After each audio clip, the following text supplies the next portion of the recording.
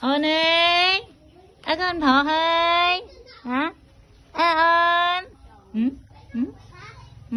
ừ con thỏ hơi ừ ừ hả thằng mày con ừ ơn ơi thầy con thấy ừ. Mấy con mày tiết mày tiết